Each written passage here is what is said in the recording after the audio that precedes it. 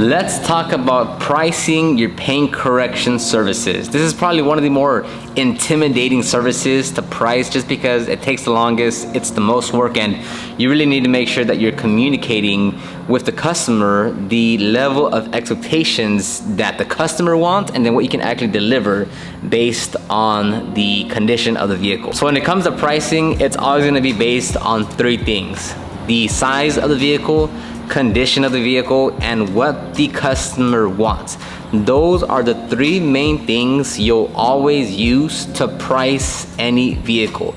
Now, depending on what exact service that is, how you actually price it will look differently. For instance, for us, an engine cleaning, a headlight restoration, a wash and wax, those are always, for the most part, just a single price that we give out. Services like an interior deep cleaning, like a paint correction, that's usually more of a price range that we get.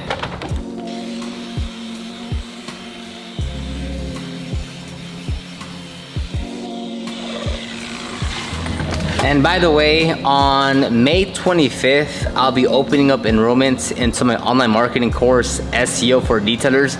It's the main reason how we're able to attract these kind of customers by ranking our website on the first page of Google in our area. If you want to get on the waiting list, you can click the link down in the description box. This course teaches you everything you need to know to rank your website on the first page of Google so you can generate high quality leads on a daily basis. So let's start with if this is your very first time doing a correction on the customer's vehicle. One is, I would hope you would have already practiced on your personal vehicle and you've already gone through that learning process. I wouldn't recommend you do a correction and polish on the customer's vehicle if it's like legitimately your first ever time grabbing a polisher. So I'm gonna assume that you've done your vehicle or some level of practice and training. So what you have to understand is that the same way with any other service is you have to have these data points to pull from to understand what the pricing should be or how long it's gonna take or the kind of results that you can get. So for instance, if you've done 100 washes, right? Just 100 car washes, right? On whatever vehicles. By your 102nd vehicle that you wash, you have a pretty good understanding of the kind of wheels, the size, the condition, the process, that like you know how to do a car wash. It's the same principle with any other service where if it's your first time ever, well, it's your first time ever. You have no historic data to pull from as far as, okay, well, I did another black SUV and that one took 12 hours. I did a Tacoma, that one took 7 hours. I did a Corolla, that one took 10 hours. I did a Tundra, that took 15 hours. Since you don't have any of that, every vehicle you work on will be a new data point for you to use later on. So on your first vehicle, you're really just kind of shooting in the dark because although you may see that other detailers took 6 hours on this Tacoma, another detailer took 9 hours on a Tacoma, this other detailer took 15 hours on a Tacoma. And you can use those as some very rough baseline of time and price. But until you actually get out in the vehicle and work on it based on what the customer wants, you just have to kind of go through the process. You have to have that learning curve of saying, oh, okay, yeah, so that person took 7 hours, that person took 6 hours. It took me 12 hours, and it's perfectly fine. There's nothing wrong with that, just because you're still in that learning process of trying to figure out how much work is involved in getting the results that the customer wants based on the condition of the vehicle. So as a general rule of thumb, just understand if you're just getting into it and working on customers' vehicles, you're gonna go through this learning process of figuring out how long it's gonna take, how much effort you need to put in, how to actually work to get the results that the customer wants, and really managing your own ego to make sure you're not doing more than what the customer wants. Because once we start polishing paint and you're saying, oh, that one pass, yeah, that got about 70% removal, right? And you're like, well, if I do one other pass, I can get 80% removal. Let me just do one more pass. And then you do that around the whole vehicle. What could have been a 7-hour detail that the customer is super happy about, you spend an extra 1, 2, 3 hours because you want to get the extra 10%. And guess what? At the end of the detail, the customer's still at the same level of happiness that they were at the 70%. But because you in your head and your detailer mindset and you know, wanting to go after the swirls, you said, no, I'll go a bit more. And that's where the problem starts to happen. And that's what you have to check on yourself while you're working to say, okay, what are the expectations that I'm delivering for the customer? What did we agree upon? What is the condition of this vehicle? And you have to stay disciplined to that track of whatever it is that you agreed upon with the customer.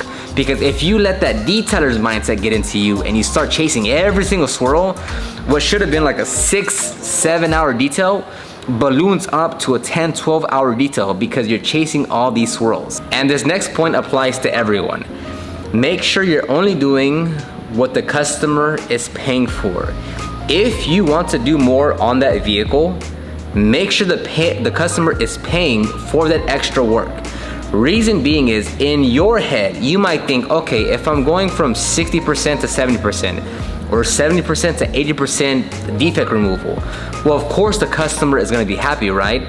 And in theory, it makes sense. But what happens is the customer would have been happy, ecstatic with 60% removal, and you achieved 70% removal. And you making that 10% difference from 70% to 80% defect removal has no extra impact on the customer's satisfaction. So they're already blown away at it being 60% removal, but in your head, or 70% removal, but in your head, you're like, no, I can do a bit more. And that's satisfying your ego. That's satisfying what you wanna do. So that's why it's very important to have clear expectations and communicate with your customer on what they're going to get, what that entails, how long it's gonna take, and how much that's gonna cost. Because again, us as detailers, we can always do more. But you can only do that if the customer is paying for that extra level of effort. Because at the end of the day, if you wanna be in business for the next 5 years, 10 years, however long, you need to have a sustainable business, one that you're actually making money and you're able to fuel your growth, fuel your lifestyle. And if you just wanna be a detailer and just chase after every swirl without charging for that level of effort, you're not gonna be in business for that long. Now, the way we give out quotes or pricing has changed over the years. When I was mobile, I would go out to the customer or the potential customer and I would do a test spot. Now, I would not do these for free. I used to do them for free, but there was one time when I drove 40 minutes one way and I went to go talk to the individual. I did the test spot and he said, can I think about it? And I just left. So that was literally about an hour and 30 minutes or whatever, driving back and forth just to get a, let me think about it. So after that day, I was like, I'm not gonna drive out anymore. If I do drive out, it's gonna be $100. If they continue with the service, that $100 will be applied to the service. Meaning, if it's a $800 service, that 100 gets applied to the service. If they don't continue, it's just $100 for me to go out. That's when we were mobile. Once we got the shop, everything turned around, and now all the customers come to our shop for what we call a TSA, a test spot assessment. And basically, the customer comes to our shop, we talk with them as far as like, what do they want, what are their goals with it, what do they know about, what do we need to clarify or anything like that, just communicate with the customer. And then we do a test spot. And then from the test spot, we'll say, hey, look, we can do this one, it'll take this long, and you get these results. Or we can do this one, it's not as good results, it's a bit faster, and it's not as expensive. And then we just give them all the options. It's basically what you're doing. Now, don't think you can't do this if you're working at your home garage. You can have customers or potential customers come to your home location to do the same thing. You don't necessarily always have to go out to the customer. Now again, depending on your situation, your business, your services, whatever you're doing, you'll have to figure that out on your own. But it goes back to like, just try things out. Maybe go to the customer's location for free. Maybe charge 50 bucks, 25 bucks, 100 bucks. Maybe try having them come to you, or maybe just figure out what works best for both of you. It's a trial and error. There is no one set way to do anything. Whatever I do does not mean you have to do. Whatever that person does doesn't mean I have to do it, doesn't mean you have to do it, doesn't mean they have to do it. Everyone runs their own business in their own way. As long as it works for the customer and yourself, that's all that matters. And I'm gonna exclude ceramic coating just because I would have to explain a lot more. But essentially, is we always give a price range until we see the TSA.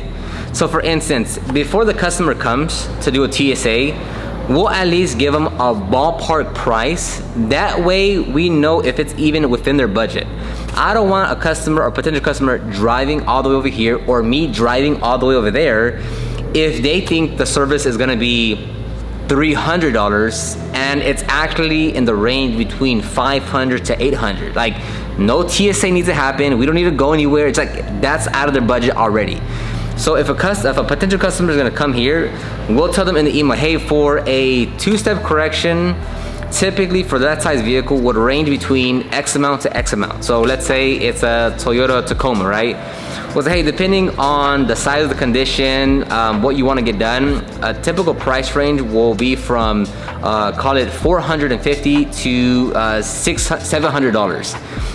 You can come to our shop and we can perform a test spot on your vehicle so we can show you the exact result that we can get and give you an exact price. That's literally how we do it every single time, because we don't want to waste anyone's time, because if it's out of their budget, it's out of their budget, and we're not going to wait till the person gets here to try to sell them on the correction. No, it's like, if you're a good fit, if we're within your budget, if we're doing everything right, no hardcore sales skills has to happen. Like, they know what they want, we know what we can do. If that meshes together, we're gonna work together. And that's what I recommend to you. Always give a price range for correction and polishing services. It's the easiest way. Give a price range until you actually see the vehicle, and always let them know price can go up or down based on the condition and until you see the vehicle in person. Right? Because you just want to give them a price range just so they get a ballpark idea of what it might be. But maybe that specific vehicle, the paint is very hard. Maybe there's a lot of swirls. Maybe you're gonna have to wet sand in a few spots. I don't know, but it's like, always give yourself that extra cushion to say, hey, this is a typical price point or price range, but based on the condition, if it needs more work, it could be more or it could be less. So the other factor is just the actual size of the vehicle and the vehicle itself, meaning, is it a black colored vehicle or a white colored vehicle, right? Those two can be distinctly different, and one takes a lot more effort than the other. Is the clear coat soft or hard? That plays a big difference into the approach you take to removing the swirls. And then you have to go to yourself and say, okay, well, in your services, in your packaging, like, are you gonna clean out every single emblem? Are you gonna polish the door jambs? Are you going to, are you also gonna polish the glass? And it's like, there's no right or wrong answer, but it's like, what are you gonna do? What do you wanna have in your services? And then, can you find the customers that are able to afford that level of service? And if not, okay, then change the service around, right? Maybe you want to polish all the door jambs, right? And it's like, okay, well, maybe that's getting out of the price point of most customers. But if you're in your head, you're like, hey, like, we'll quickly polish like the flat surfaces, but not everything else. You're able to lower the price, so that way it's a bit more affordable for everyone else. Made up example, it's gonna be different for everyone. But you get the point though, like, you have to adjust what you wanna do and what you're charging relative to the kind of customers and all the other factors about your business, right? Because for you, obviously, yeah, it's gonna be $7,000 to do a two-step correction, wheels off detailing, ceramic coating everything, polishing all painted surfaces, polish the interior trim, polish the glass, ceramic coat the glass. And it's like, yeah, that's gonna be $7,000. Now, how many people in your area are gonna pay for that level of service, right? There might be a few out there, don't get me wrong, but like, is that gonna be like a thing that everyone goes for? Probably not. And does it make sense to hold off and not do a lot of customers because you're waiting for that one person to get that $7,000 service? Probably not. So you have to really take into account of like what is included in your service, right? And I'm telling you, like, you're gonna get a better idea over time as you do more vehicles, right? In your head, the first few times, I mean, you are going to polish everything, the door jamb, the hand, like, you wanna make sure you are absolutely doing the best job you can. And then as you see the customer reactions, as you see what they care about, as you see that you polished so much whatever, and you did so much work, and the customer comes out and they're like, it looks good, you're gonna be like, oh, so they didn't even realize that I did 1, 2, 3, 4, 5, 6. So should I even do that? Can I just lower the price and not really worry about that? Because that takes a lot more time for me to do, and the customers don't even notice it. So that's what you're gonna understand and learn as you work on more vehicles. And if you're looking for an exact dollar amount to charge for your paint correction services, I can't give you that because it depends on where you live, how many customers you're getting, the type of customers that you bring into your business, your skills as a detailer, your experience, how you communicate. Like there's so many factors that comes down to like, well, what's the exact dollar amount, right? If you look at our pricing versus the pricing down the street, they're probably half the price of we are. If you go up the other street, maybe they're double the price of what we are. Right? We're in the same area, we're offering the same services. You could say it's just about the same kind of people because we're in the same city, right? But even within, there's like so many different factors on how you run your business and who you attract that can change everything. As many comments as I get about I'm overcharging and that we are a ripoff because we're too expensive, there's other detailers in my area that are having a hard time raising their prices, that are having a hard time getting customers. It's like, but we're in the same area, what's the difference? It's like, there's a lot of difference and a lot of factors that go into like why some businesses can charge something versus others that can't. All right, and that's gonna wrap up this video. Hopefully you learned something. Let me know if you want me to clarify anything in the comment section down below. If you want to get on the waiting list for SEO for Detailers, that'll be linked down in the description box. Thank you very much, and I'll see you on the next one.